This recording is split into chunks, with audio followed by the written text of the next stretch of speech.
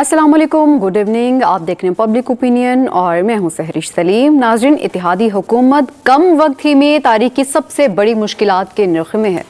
मुश्किलात इस कदर ज़्यादा हैं कि हुकूमत को ये तक समझ नहीं आ रही है कि वो पहले किस मसले से निपटे।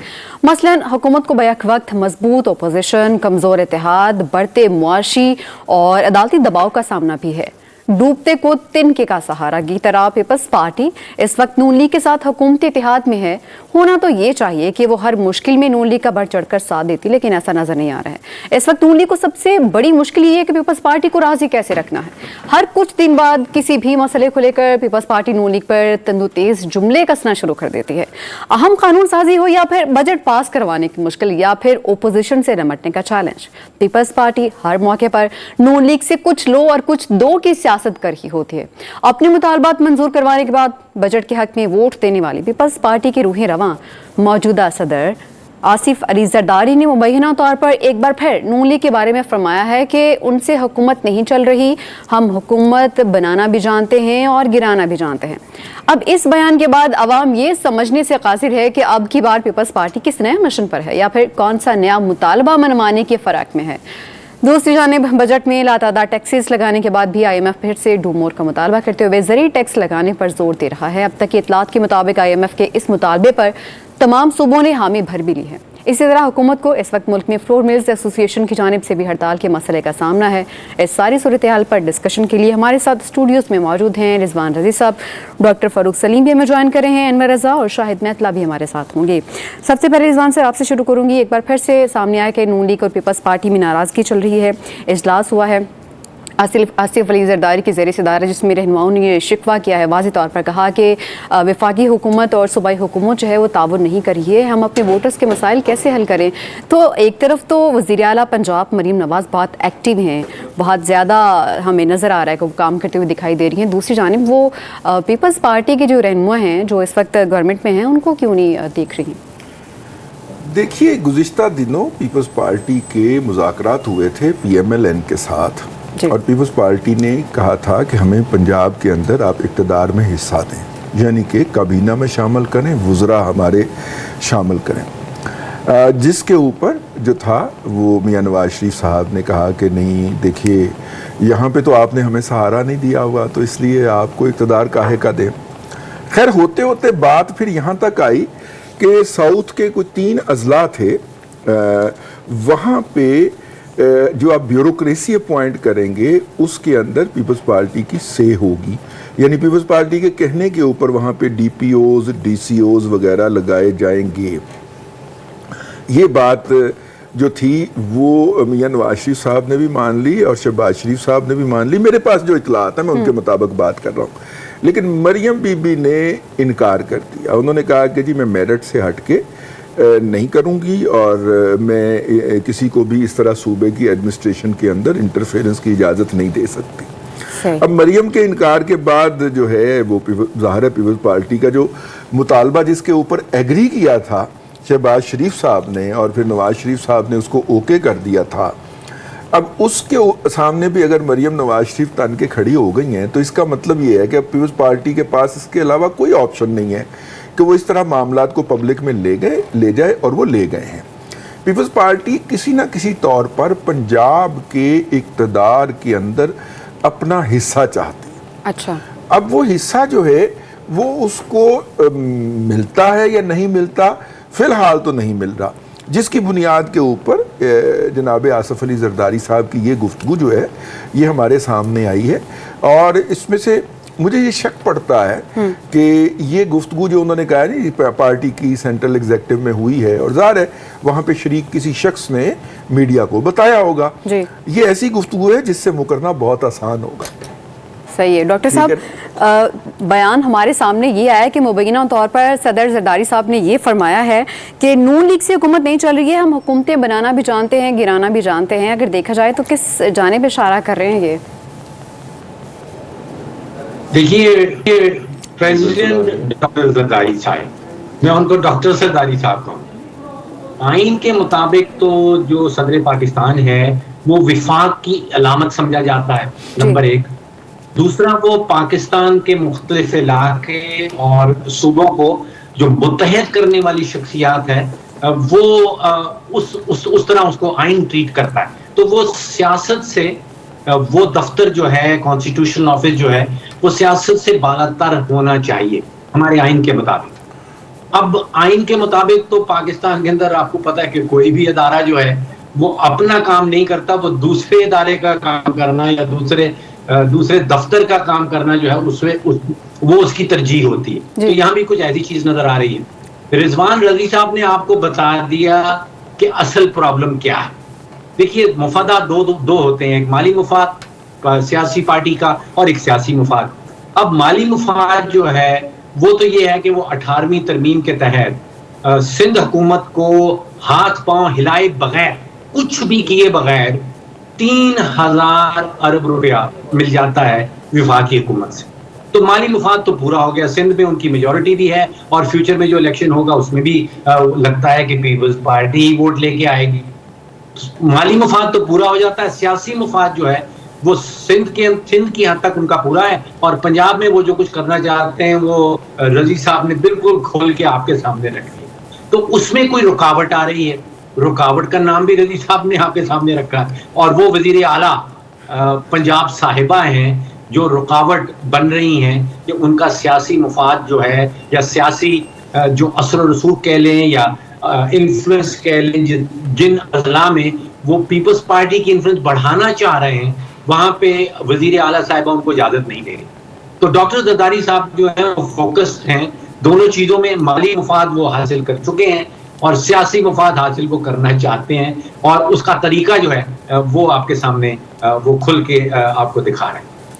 ठीक है अनवर रज़ा साहब, देखा जाए तो रज़ी साहब ने भी इस पर तफसीलन बताया, डॉक्टर साहब ने बताया। इसी चीज़ पर मैं आपसे भी पूछना चाहूँगी कि इतने शिकवे शिकायत अब जो सामने आते हैं, नून लीग को ये बार बार कहा गया, ये पहली बार ऐसा नहीं है कि पीपल्स पार्टी इस तरह से नाराज़गी का इजहार करती रहती है। बजट बनाते वक्त स्पेशली उनकी जानिब से कहा गया हमसे नहीं पूछा गया, हमसे कोई मुशावरत नहीं की गई। लेकिन अगर इत्तेहादी हुकूमत है तो चाहिए तो यही कि पहले मुशावरत की जाए फिर इस तरह के डिसीजंस लिए जाएँ। बिल्कुल, आप देखिए कि पिछले कई बरस से पाकिस्तान पीपल्स पार्टी जो है वो सिर्फ सिंध की हद तक महदूद होकर रह गई है, और उसी सिंध की नशिस्तों की बुनियाद पर वफाक में उनको नशिस्तें भी मिलती हैं। अब ये एक मौका था, आसिफ अली जरदारी साहब, बिलावल भुट्टो ये चाहते थे कि पंजाब में भी उनकी जो सियासी इस्तेहकाम उनकी पार्टी को मिले और उनकी पोजीशन बेहतर हो। उसके लिए उन्होंने वफाक में भी मुस्लिम लीग नून का साथ दिया। वो चूँकि उनको ख़ुद भी यहाँ पर हुकूमत में रहना था, पीपल्स पार्टी के पास सिंध की हुकूमत है पिछली 2 दहाइयों से, और आपने देखा एक लंबा तवील अरसा उनके पास मौजूद है रहा है, और उसमें उन्होंने परफॉर्म भी किया, और इसी बात पर वो वफाक में भी आते हैं। पंजाब में वो चाहते थे कि ऑटोनमस बॉडीज़ के जो हेड्स हैं वो उनके पाकिस्तान पीपल्स पार्टी की मर्ज़ी के लगाए जाएं। पाकिस्तान पीपल्स पार्टी ये भी चाहती थी, बिलखसूस आसिफ अली जरदारी साहब, कि उनके जो लोग हैं उनको वजारतें भी वहाँ पर दी जाएँ। और इसके साथ साथ आपने देखा कि उन्होंने गवर्नर पंजाब एक ऐसे शख्स को लगाया जो तो डाउन टू अर्थ था। वो चाहते थे कि सरदार सलीम की सूरत में वहाँ पर पार्टी को मुनज़्ज़म किया जाए, उसकी तंजीम साजी भी की जाए। अब हालात उसके बिल्कुल अपोजिट हुए। मरीम नवाज़ साहिबा और मरीम औरंगज़ेब, इन सब ने अपनी जमात को मजबूत करने के लिए और अपनी सियासी बका के लिए वहाँ पर बड़ा रैपिडली काम करना शुरू कर दिया, तेज़ी से काम करने शुरू किए, बड़े इंसेंटिव भी दिए, जो वो कर सकते थे उन्होंने किया। लेकिन इस दौरान ना तो पाकिस्तान पीपल्स पार्टी के उस तरह काम हुए, ना ही उन लोगों को उतना प्रोमिनेंट किया गया, जिसकी वजह से लोगों ने बड़े आसिफ अली जरदारी साहब से इस इजलास में शिकवे शिकायत की।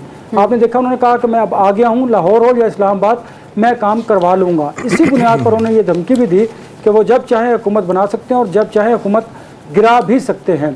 तो ये एक पैगाम था पाकिस्तान मुस्लिम लीग नून को। वफाक में भी आपने देखा कि बजट से पहले बहुत ज़्यादा तहफ़्फ़ुज़ात और शिकायत थी, जिनको बजट के दौरान जो है वो हल किया गया।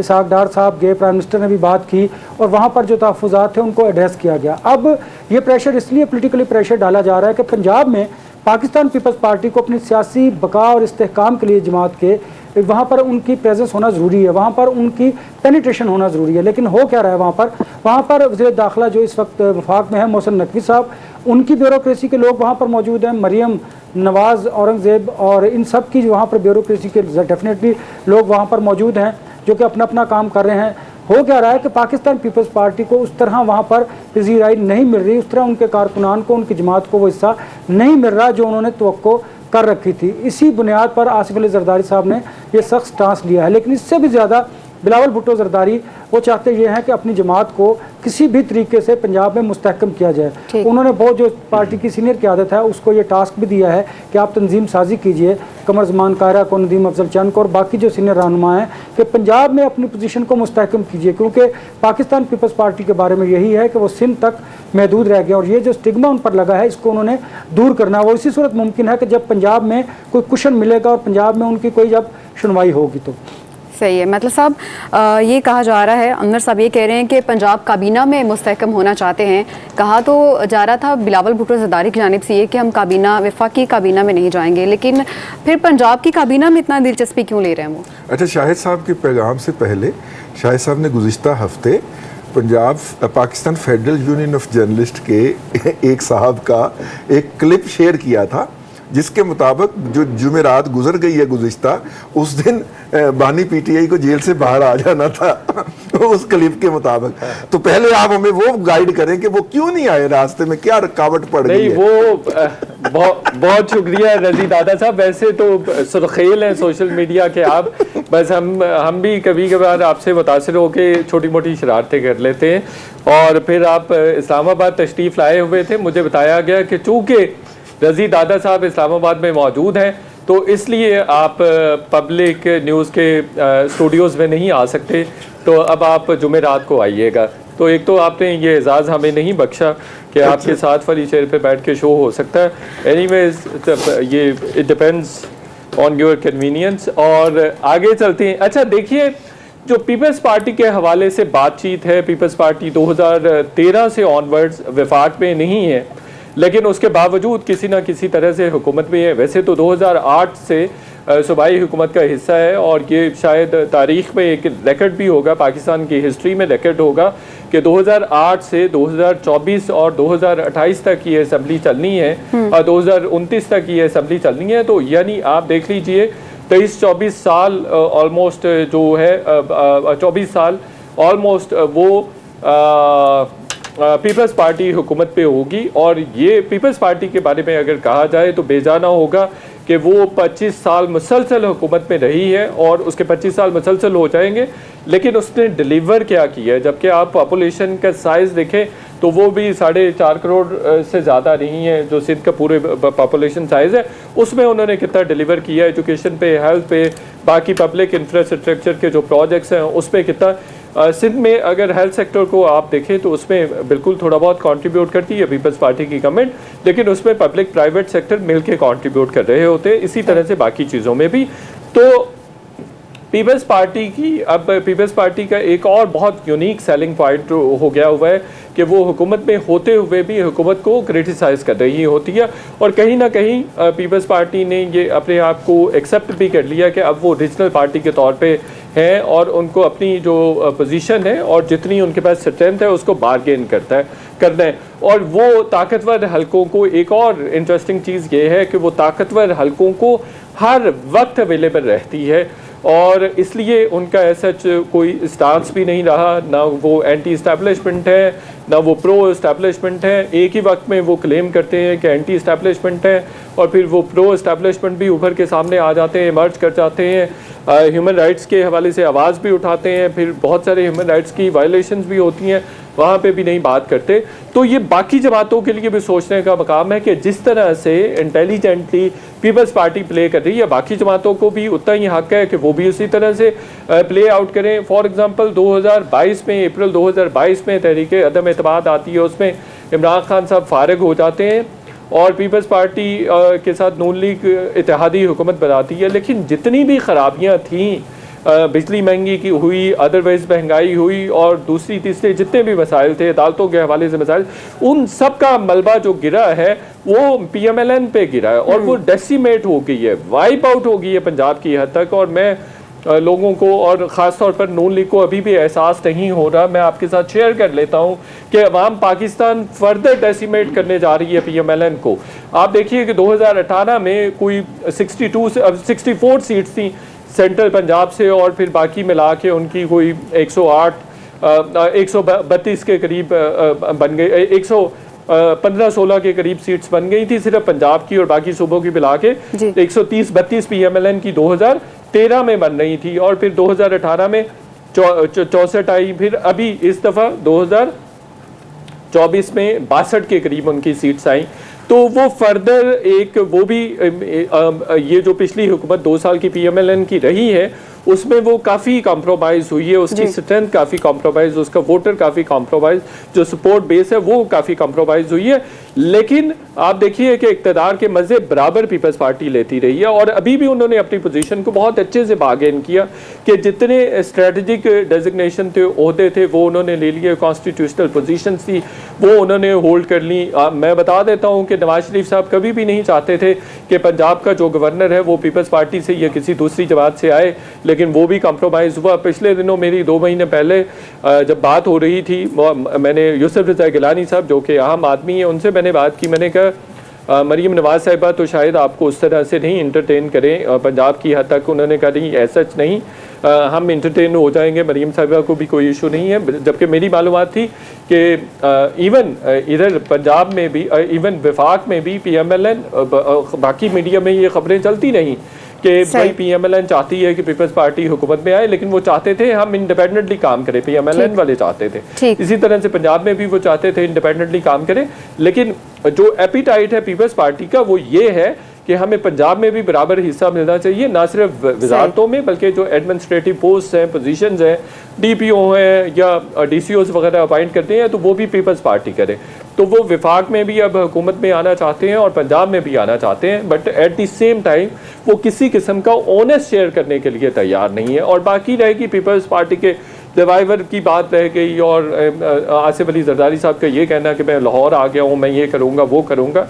तो ये मैं पीपल्स पार्टी को 8-10 साल से कवर कर रहा हूँ, ऐसा वो कभी हो ही नहीं सका, कभी ना टाइम दे सके हैं और ना ही ऐसा कोई पुल ऑफ कर सके हैं कोई भी एक अच्छी बड़ी कैंपेन या अच्छी सपोर्ट। तो बल्कि मैंने तो एक ट्वीट भी किया था जिसके बाद बिलावल साहब नाराज़ हो गए थे कि पंजाब में अगर सपोर्ट बेस अगर किसी भी आदमी की नहीं है तो वो कभी भी वज़ीर-ए-आज़म नहीं बन सकता। ठीक है, ठीक है, मतलब साहब आपका पॉइंट मेरे पास आ गया है। आप ये कहना चाह रहे थे कि नून लीग जो है वो कहीं ना कहीं अवामी मकबूलियत खो रही है, ये इत्तेहाद इस वक्त नून लीग के लिए, हुकूमत के लिए कितना ज़रूरी है, ये बात नून लीग को समझनी चाहिए। वक्त तो ब्रेक का, वापस साथ रहेगा। Welcome back. बात कर रहे थे हम कुछ देर पहले पीपल्स पार्टी और नून लीग के इत्तेहाद की। अगर देखा जाए तो रिजर्व सीटों का भी सुबह फैसला आने वाला है।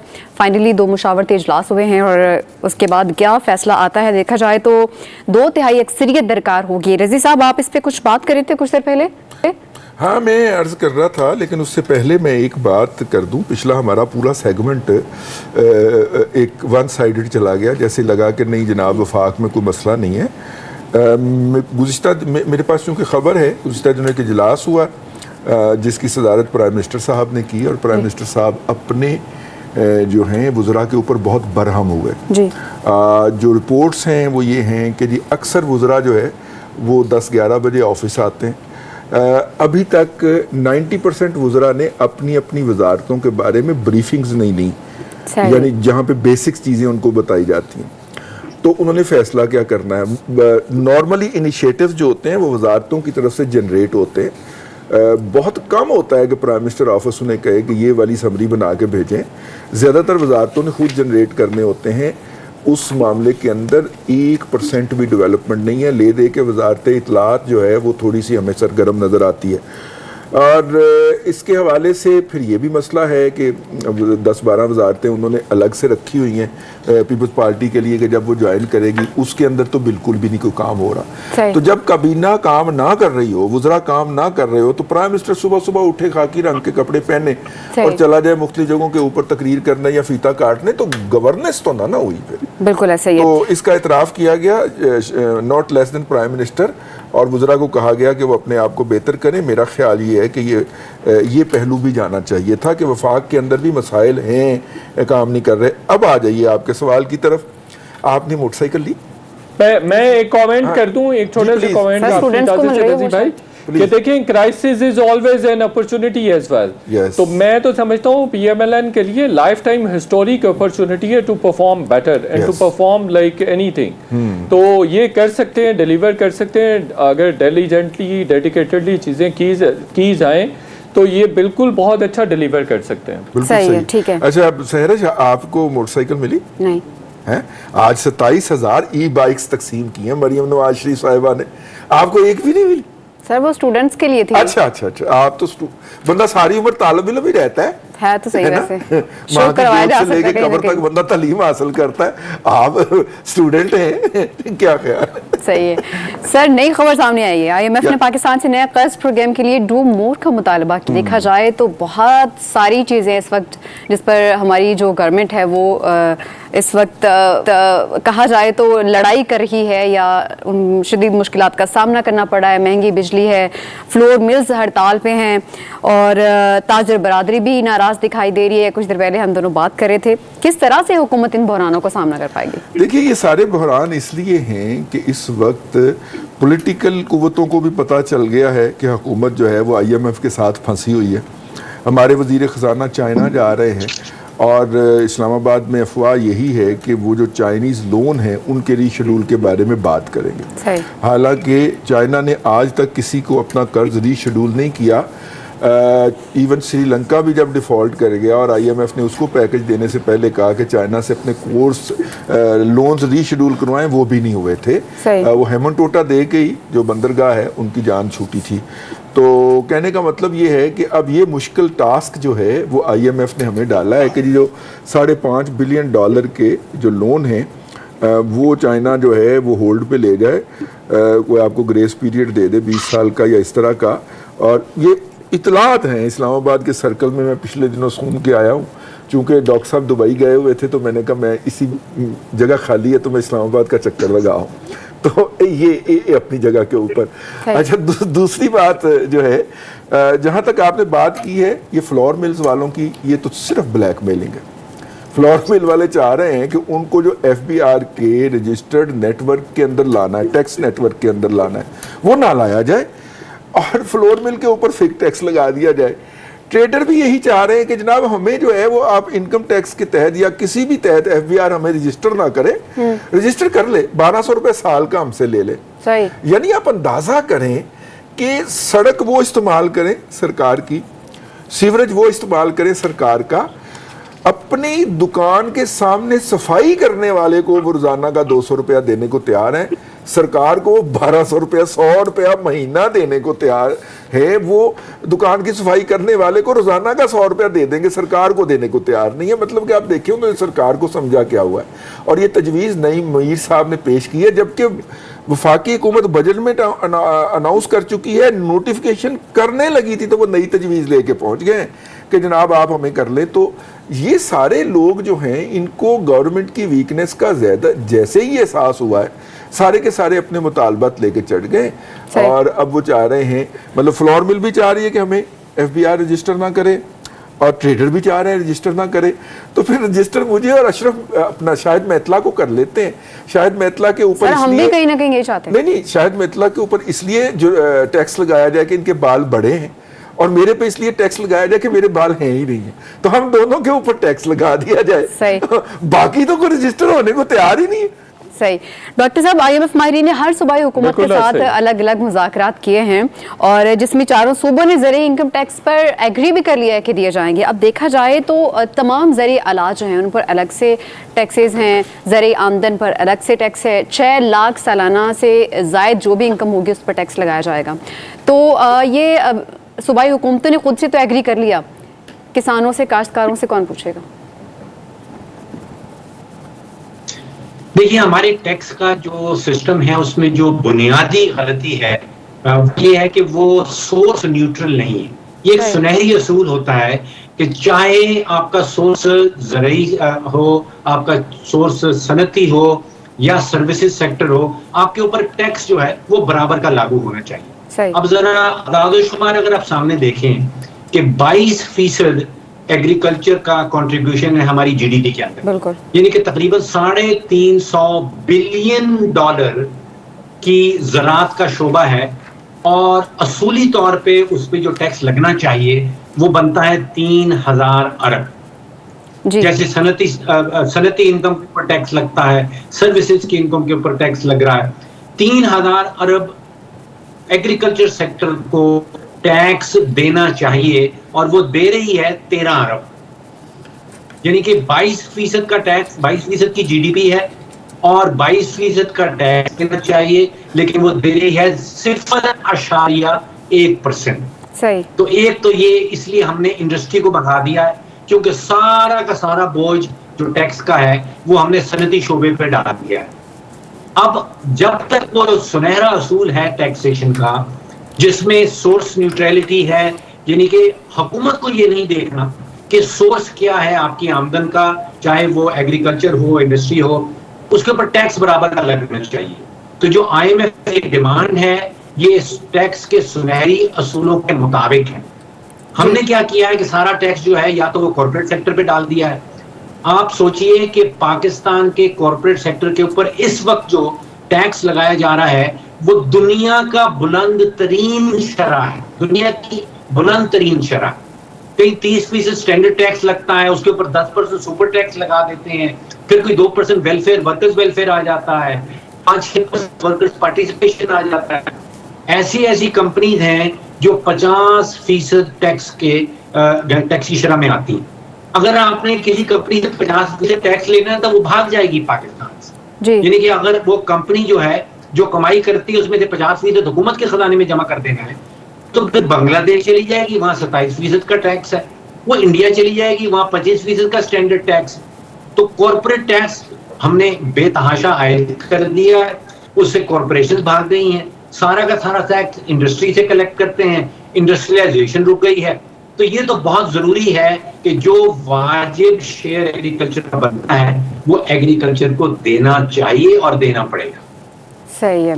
अनवर साहब, हम बहरानों की बात करें हैं तो कभी आटे का बहरान, कभी चीनी का बहरान, कभी बिजली का बहरान। देखा जाए तो बिजली का बहरान तो खैर पावर प्लांट हमारे जो है उनकी कैपेसिटी ज़्यादा है और यूजेज हमारी कम है, लेकिन IBPS की मद में पैसे हमें देने ही पड़ते हैं, बिल हमें आता ही आता है। चीनी की बात करी थी मैं कुछ देर पहले, और देखा जाए तो चीनी की पैदावार जैसे ही हमें लगता है कि चीनी हमारे पास ज़्यादा है, हम साथ ही उसको एक्सपोर्ट कर देते हैं। क्या वजह है कि इससे पहले जब प्लानिंग होती है, जब चीनी कम पड़ जाती है तो महंगाई बढ़ जाती है, चीनी की कीमत बढ़ जाती है, आटा कम पड़ जाता है तो आटे की कीमत बढ़ जाती है। क्या वजह है कि जो हुकूमत है क्या प्लानिंग नहीं करती है अगले 1 साल के लिए कि हमें चीनी का बहरान जो है उसका सामना करना पड़ सकता है और एक्सपोर्ट की तरफ तवज्जो दी जाती है? इससे पहले ये नहीं देखना चाहिए कि हमारी अपनी खुद की ज़रूरत कितनी है? सरिश, में आपके सवाल का जवाब देने से पहले ऑन अ लाइटर नोट, रज़ी साहब और शाहिद मेतला ये दोनों टैक्स अदा कर चुके हैं, और शाहिद मेतला के तो यानी शायद मैं भी हूँ ना, ये दोनों टैक्स सूद समेत अदा कर चुके हैं, रज़ी साहब भी और शाहिद मेतला भी। अच्छा, अब आपने जो सवाल किया मैं उसकी तरफ आपको रज़ी भाई समझ तो आ गई है। अब आपने जो सवाल किया मैं उसकी तरफ आता हूँ। देखिए, पाकिस्तान में क्या है कि हमारे यहाँ माफियाज़ हैं, वो आप शुगर में देख लीजिए, चीनी की तरफ देख लीजिए, बिजली की तरफ देख लीजिए, मसनूई बहरान पैदा किया जाता है। फिर आप जो सरप्लस चीज़ें पाकिस्तान में होती हैं, गंदम, आटा, चीनी, उसको बाहर भिजवा दिया जाता है। आप देखिए कि हमारी गंदम जो है अफगानिस्तान में जाती है, पाकिस्तान में आटे की किल्लत पैदा हो जाती है। फिर ये बात दुरुस्त है कि अगर हम इस इंडस्ट्री को टैक्स नेट में लाना चाहते हैं तो लोग हड़ताल करते हैं, उन्हें पता है कमज़ोर हुकूमत है, इत्तेहादियों पर कायम है, कोई पीपल्स पार्टी का सहारा लेता है, कोई किसी जमात का सहारा लेता है, लोग सड़कों पर आते हैं और हुकूमत को मजबूरन उन्हें टैक्स नेट में नहीं लाना पड़ता। ये एक मजबूरी है, लेकिन इस मजबूरी को, इस ब्लैकमेलिंग को अब ख़त्म होने की ज़रूरत है। और दूसरी बात ये बड़ी इंपॉर्टेंट है कि हम जो आमदन पर टैक्स क्यों नहीं होना चाहिए। जब हम टैक्स पे करते हैं, ज़राअत आपका एक शोबा है, उस पर हुकूमत सब्सिडी देती है, किसानों को सब्सिडी देती है, तो मुझे बताइए उस पर टैक्स क्यों नहीं होना चाहिए? डेफिनेटली होना चाहिए। पाकिस्तान में आमदन पर टैक्स होना चाहिए, लेकिन ये ट्रेडर्स जो बाकी जो हमारे यहाँ पर माफियाज़ हैं वो चाहते ये हैं कि वो टैक्स अदा ना करें, हम टैक्स ज़रूर अदा करें।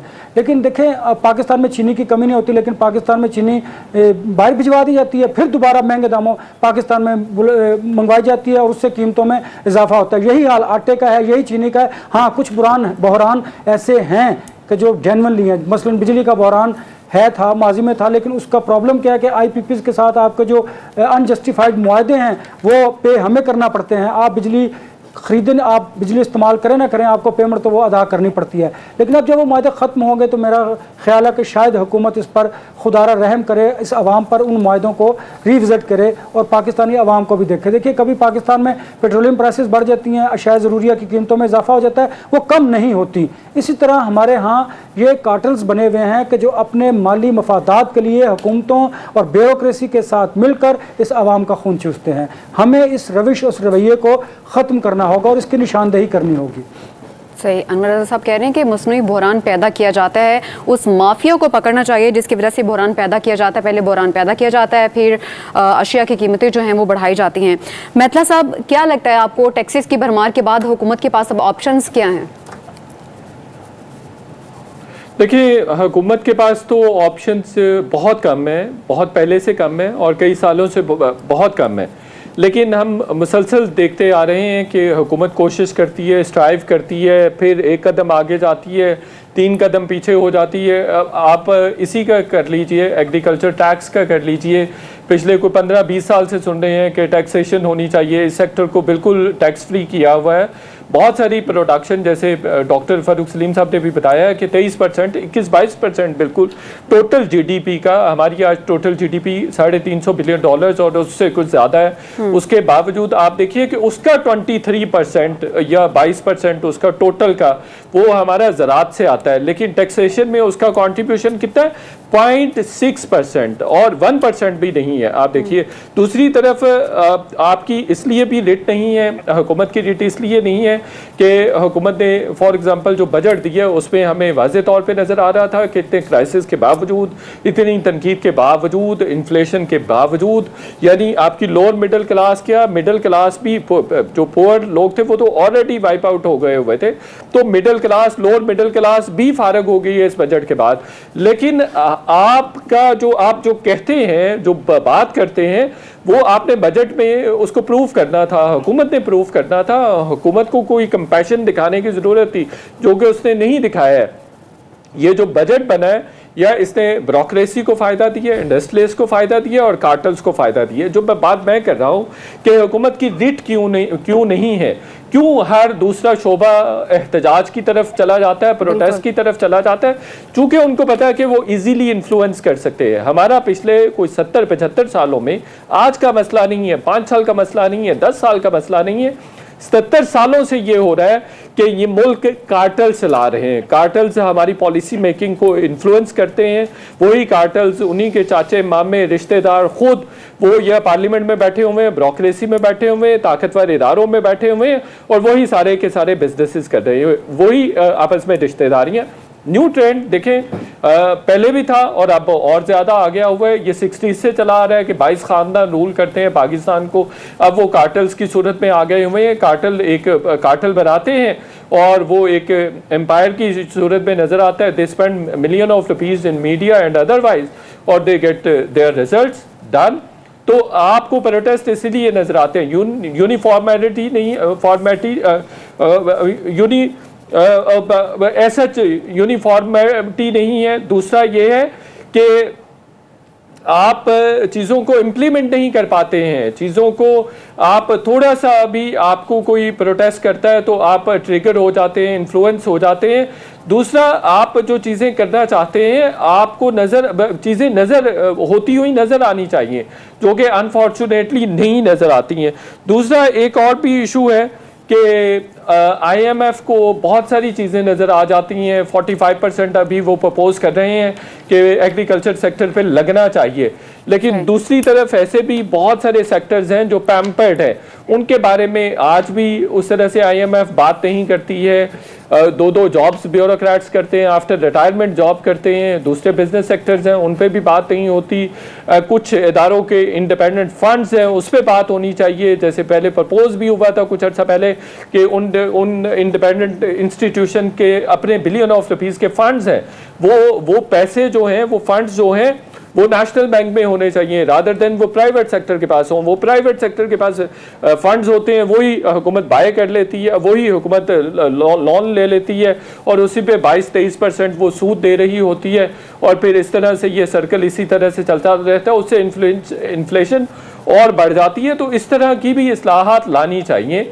IMF बहुत सारी चीज़ें प्रपोज करती है, लेकिन शायद और बहुत सारी चीज़ें प्रपोज करने की ज़रूरत है। ठीक है, IMF को चाहिए कि मज़ीद चीज़ें प्रपोज करे, लेकिन उससे पहले हमारे मुल्क में हमारी गवर्नमेंट को भी चाहिए कि मुज़ाकरात से पहले अपनी पूरी प्लानिंग करें, जिस पर अनवर साहब हम बार बार बात करते हैं कि इनकी प्लानिंग होती नहीं है और ये मुज़ाकरात के लिए चले जाते हैं, वो मुज़ाकरात नाकाम हो जाते हैं या फिर वो जो वफ्द आता है वो वापस चला जाता है। एक सबसे अहम काबिल ज़िक्र बात ये थी कि KP हुकूमत ने भी IMF के साथ मुस्बत मुज़ाकरात किए हैं, जहाँ पर IMF ने खैबर पख्तूनख्वा के 100 अरब रुपए के सरप्लस को सराहा है। इसके साथ ही प्रोग्राम का वक्त खत्म हो जाता है। इजाज़त दीजिए।